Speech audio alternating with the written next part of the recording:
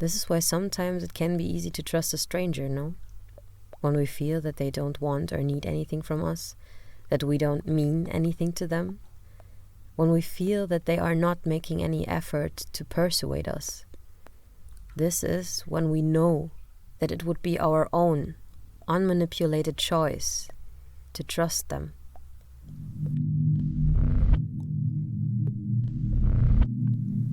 Hello, my name is Natalie.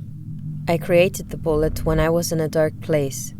It is a philosophical podcast that talks about human integrity and freedom. Coming from a dark place, I am not asking why the world is as it is, so as to make sense of it.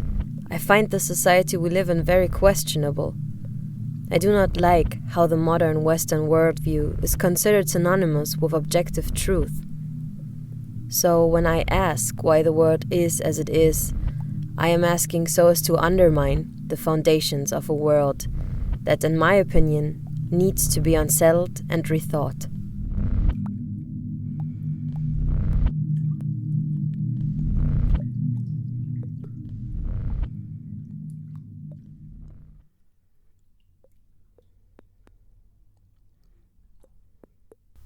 Welcome to this meditation, where absolutely nothing bad will happen. Life and experience might have made you doubtful. By experience, you might be very much in the right when you suspect that bad things will happen. I know many bad things have happened, so many.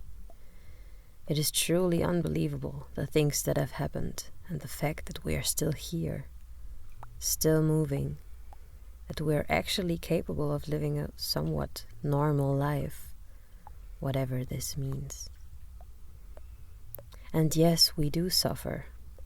We are sick, we have trauma, we have illnesses, mental and physical, emotional and spiritual ones.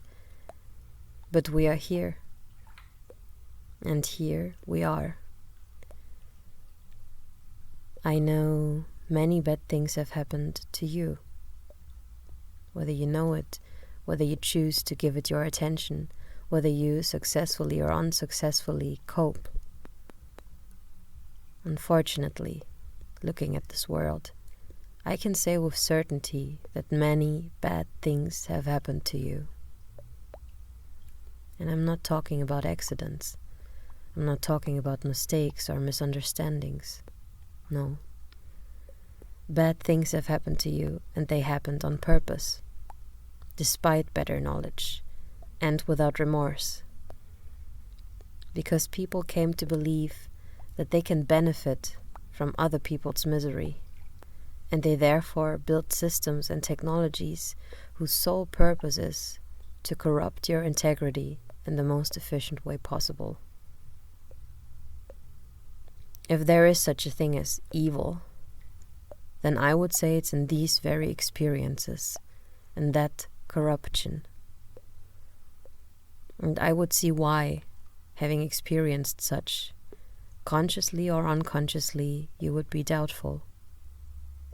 Doubtful and bleak towards a world that doesn't seem so inviting after all.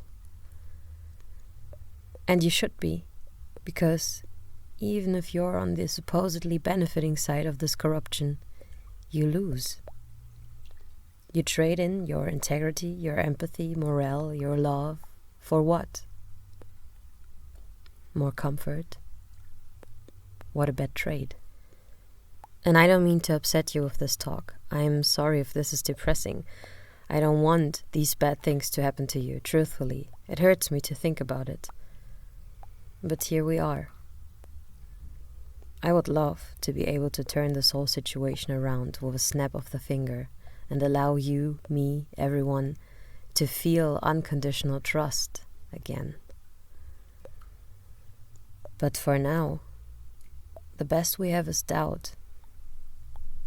And this doubt, even if it's painful, even if it means the end of innocence and all seamless flowing, even if it feels like constraint, really is your freedom, no? It marks the freedom of your choice the untouchable sovereignty of your integrity. This is why sometimes it can be easy to trust a stranger, no? When we feel that they don't want or need anything from us, that we don't mean anything to them, when we feel that they are not making any effort to persuade us. This is when we know that it would be our own, unmanipulated choice to trust them. And in that, we can feel the freedom of our choice. It doesn't mean it's the right choice, but it's ours. And interestingly enough, to feel this freedom, can make it much easier for us to decide to trust. Can you feel that you have a choice?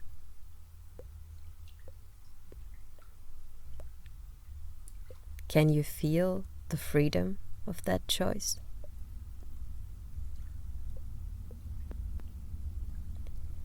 Can you see how doubt can act as a reminder of that freedom of your choice? Can you see how all forms of trust that are based on a sense of safety that is achieved through eliminating one's freedom of choice are potentially not really trustworthy? Just a thought. And where are you at right now? How does all of that make you feel? What are you thinking? What conclusions are you drawing? Do you ask yourself, okay, so should I be more doubtful or should I trust more? Sit with that question for a while. Should I be more doubtful? Should I trust more? Should I doubt or trust? Feel what you feel. Do you get a sense of empowerment when you imagine yourself being more doubtful, questioning and challenging the fabric of the society you live in? Or do you feel the harshness of an overpowering cynicism according to which nothing is holy, nothing is right, and all is a mandatory loneliness that can only function as a bad substitute for what trust used to be?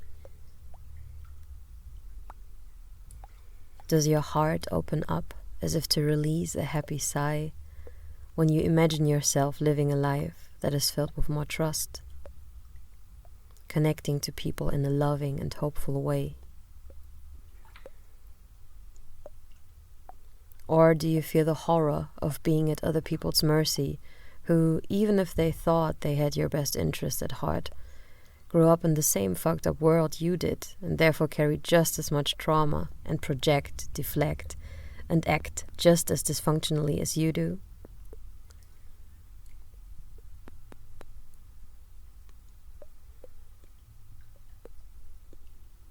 I'm not going to give you an answer to that. I don't have an answer to that. All of these reactions are right in their own way. They're valid. And I'm sure you have good reasons for having them. I have felt all of that before in my life. And there are moments where I feel all of that at the same time even. Feel the freedom of your choice. Always come back to feeling the freedom of your choice.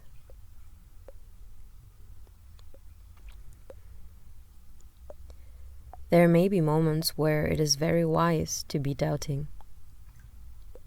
There may be moments where it is very wise to trust. But regardless how you choose, regardless even whether you make the right choice or whether you regret it later, feel that in all of that, what remains, what stays untouched, is the freedom of your choice. Even if you are uncertain, even if you could bite your own ass over having made a stupid decision, you are free Be doubtful, so as to make sure that the trust you put into someone or something is your choice and not just the result of persuasion. And allow yourself to trust. Give people and things the benefit of the doubt, so as to make sure that your doubtfulness is your choice and not just a rigid state of mind that keeps others out and you locked in. I wonder, did you trust me in this meditation? Did you trust that nothing bad would happen, as I said? Or were you more suspicious? Well, if you've listened this far, I would say you were curious. No? I like that. I like this curiosity. Doubting, but giving me the benefit of the doubt. Trusting, but with a sense of I decide if and when I trust you. I like that. Well, if you felt anything like that, then I would invite you to try and save this state of mind and being somewhere in the back of your head, just as an option, as something you can remember and maybe access when you're not sure how to relate to someone or something. And of course, if you didn't feel anything like that, no problem, but also, sorry, my bad. Please take a deep breath and know that bad things might happen. But that even when it seems like someone is benefiting from them, we all suffer them. And we all need each other. You are needed.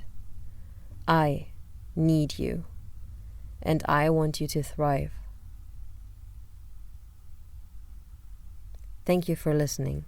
And this episode's tarot card is 9 of Swords. If you enjoyed listening to this podcast and would like to support it, please check out my Patreon page. That is patreon.com/thebullet by Natalie Wendt.